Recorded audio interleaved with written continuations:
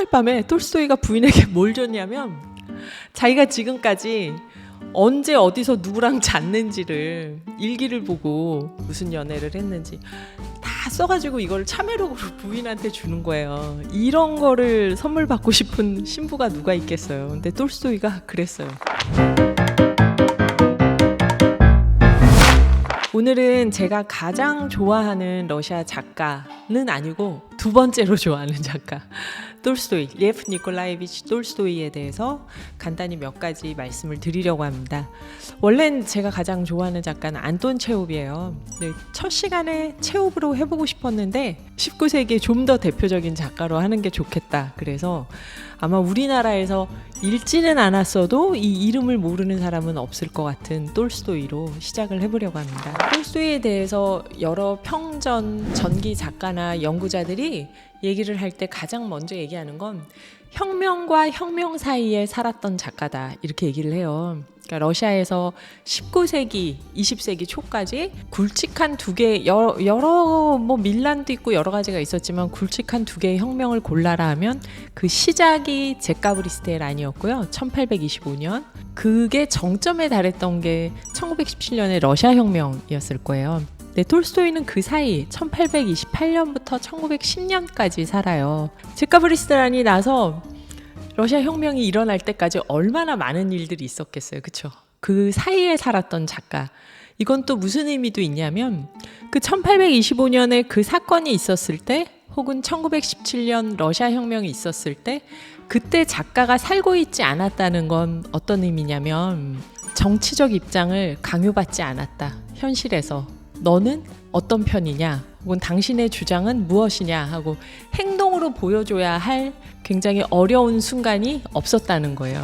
이제 두 번째는 톨스토이가 귀족이었어요. 근데 그냥 귀족이 아니라 아주 지체 높은 귀족이었어요. 그러니까 톨스토이가 2살 때 어머니가 돌아가시고 9살 때 아버지가 돌아가시거든요.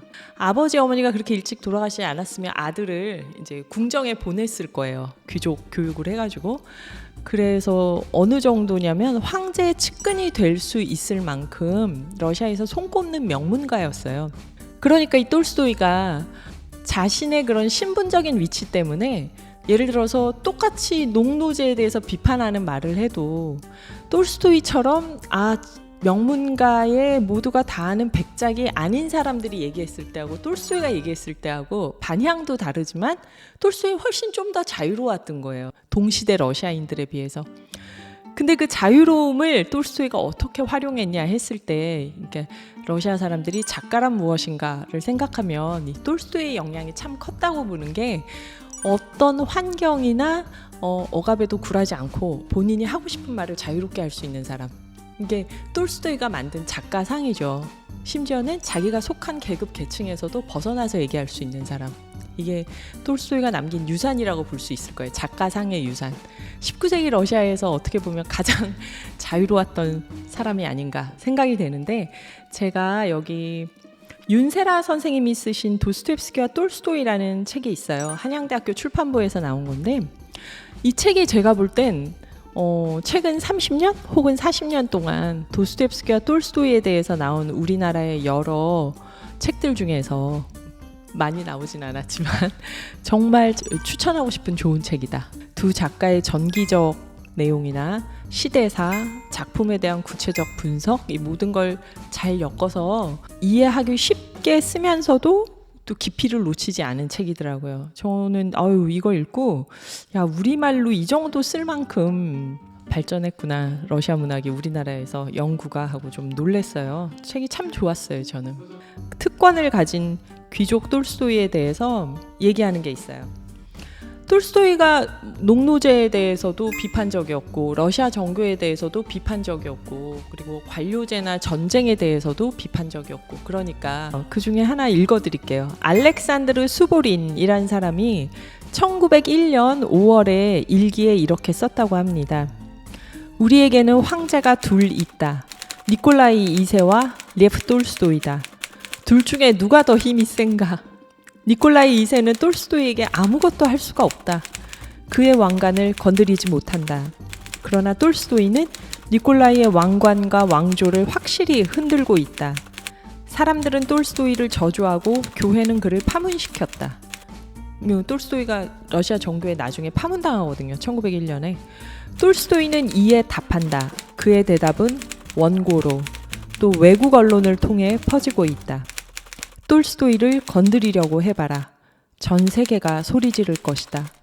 그러면 우리 정부는 꼬리를 내리고 도망칠 것이다. 어느 정도 분위기였는지 알겠죠.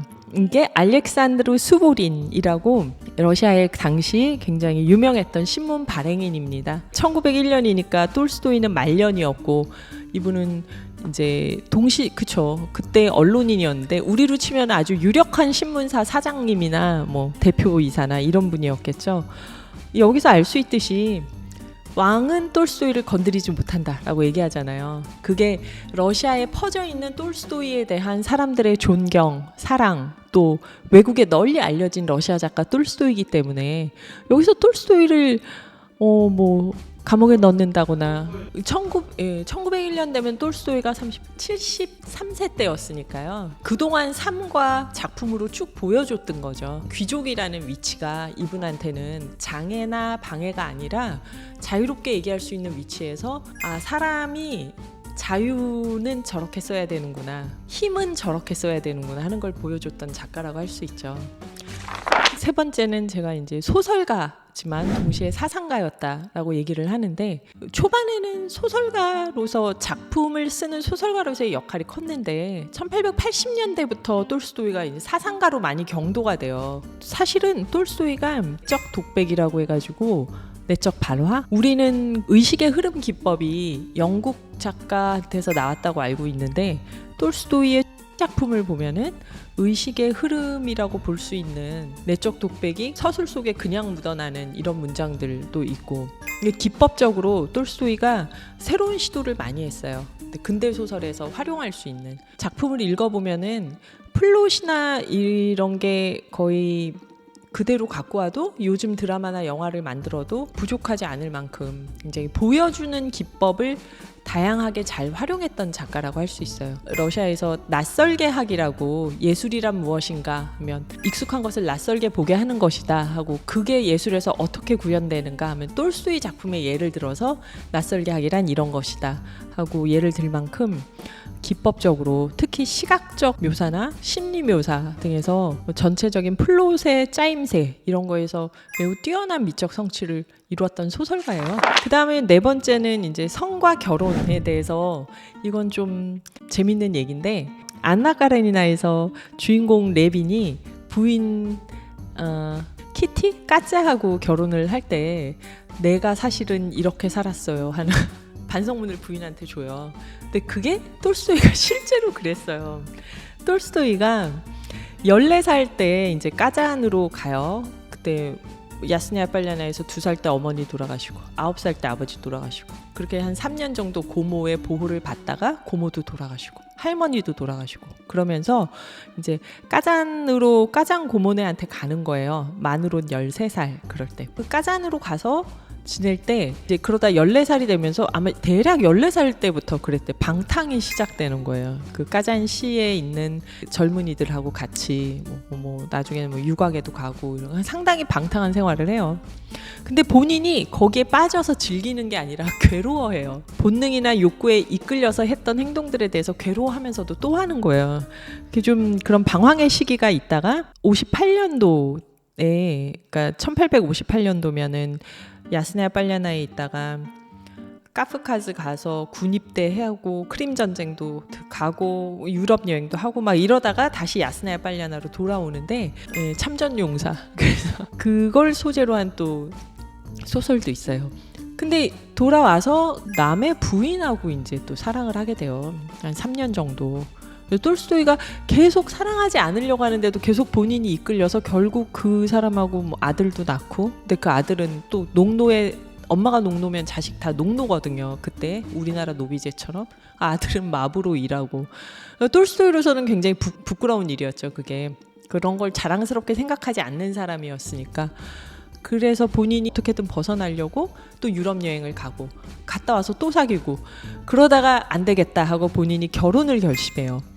그래서 1862년에 결혼을 하는데 친구 딸하고 아는 분들 딸을 만나서 결혼을 하는데 만난 지 한 달 만에 결혼을 해요. 그러니까 결혼하려고 여자를 찾았던 거예요. 첫날 밤에 톨스토이가 부인에게 뭘 줬냐면 자기가 지금까지 언제 어디서 누구랑 잤는지를 일기를 보고 무슨 연애를 했는지 다 써가지고 이걸 참외록으로 부인한테 주는 거예요. 이런 거를 선물 받고 싶은 신부가 누가 있겠어요. 근데 톨스토이가 그랬어요. 어쨌든 그 후로는 공식적인 외도는 없었어요. 톨스토이가. 그리고 부인이 아주 악처로 알려져 있는데 사실은 굉장히 유능한 여성이었죠. 톨스토이의 작품은 부인이 없었으면 이렇게 널리 알려지지 못했을 거예요. 엄청난 작업량도 부인의 도움 때문이었죠. 늘 부인이 원고를 정서하고 9번 정도 교정을 하면 그 9번 교정되는 걸 다 정서하고, 톨스토이가 또 좀 필이었나? 하여튼 좀 이렇게 막 고쳐놓으면은 고친 것도 다시 정서하고, 부인이 그 정서를 다 했고, 아마 부인이 그렇게 많이 관여하진 않았는데 작품 자체에 대해서 정서 과정은 철저히 부인이 다 정리를 했고, 완성된 원고에 대해서도 출판사하고 계약하고 뭐 저작권 관리하고 이런 거 부인이 다 했어요. 그러다 나중엔 직접 자기가 인쇄기 갖다 놓고 책 찍어서 팔고, 외국에 알려진 것도 이 부인의 헌신적인 노력이 아니었으면은 동시대에 자기가 살아있는 동안 그렇게 전 세계적으로 유명한 작가가 되는 게 어려웠을 수도 있어요. 근데 이 부인이 악처로 알려져 있죠. 그러니까 이 신혼 때 전쟁과 평화를 쓰기 시작했어요. 그 전쟁과 평화에서 보면은 그래서 뭐 이렇게 가정의 행복함, 아름다움이 강조되는 대목들이 많고, 그런데 이제 후기에 쓴 단편 중에 중단편이라고 해야 되나? 단편 중에 그 크로이체르 소나타가 있어요. 많이 짧진 않지만 러시아 소설은 워낙 기니까 단편이라고 하죠. 크로이체르 소나타 같은 경우는 아내를 죽인 남편의 독백으로 소설이 진행이 돼요. 그러니까 톨스토이가 결혼 생활에 대해서 5년, 10년, 15년, 20년 거쳐가면서 회의가 커지는 거죠.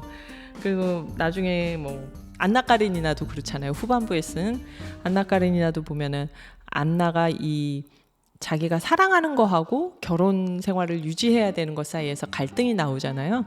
결국 이 삶이 톨스토이가 나중에 유언장을 쓰는 걸로 부인하고의 갈등이 격화가 되죠. 유언장에 톨스토이가 아마 저작권을 다 기증하나 양도하나 뭐 그럴 거예요. 가족에게 물려주지 않는 거예요. 자기 포기하는 거예요, 저작권을.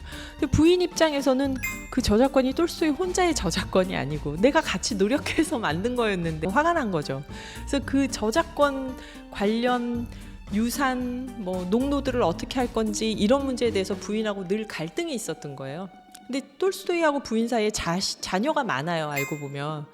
그렇게 자식이 많은 어머니가 아이들 생각을 해도 그렇고 영지를 쉽게 포기할 수 없잖아요. 근데 톨스토이의 입장은 또 달랐으니까 결국 이게 뭘로 귀결이 되냐면, 보통 우리가 집이 답답하면 부인이 가출하잖아요. 노라의 인형의 집도 그렇고, 또 요즘도 여전히 여자들이 억압이 심할 때 여자들이 보통 가출하거나 아이들이 가출을 하죠. 신분제도에서는 신분이 낮은 사람들이 뛰쳐나가죠. 노비들이 탈출을 하거나 농노가 탈출을 해야죠. 근데 야스나야 빨리아나 영지에서는 백장님이 가출을 했어요.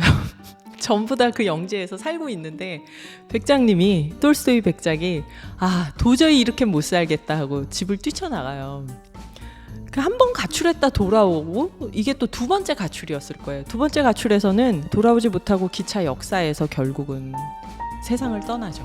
많이 뭐 미화해서 거리에서 죽었다 이렇게 얘기되기도 하는데, 톨스토이가 역사에서 죽었다고 그래요. 그래서 그 역사 이름이 지금은 톨스토이 역이 돼 있는데, 근데 이게 저는 어떤 면에서 아까 혁명과 혁명 사이에 있었던 삶이 톨스토이의 큰 특징이었다고 한다면, 저는 이렇게 말년의 모습도 톨스토이 다웠다고 생각을 해요. 평생 본인에게 주어진 것들에 대해서 만족하고 특권을 누리는 게 아니라 이게 아니어야 하는데, 내가 이렇게 살면 안 되는데, 이 갈등 속에서 끝까지 노력을 하다가 결국 마지막으로 선택한 건 다 놓고, 좋다 그러면 내가 여기서 나가겠다 하고 탈출을 했던 거죠.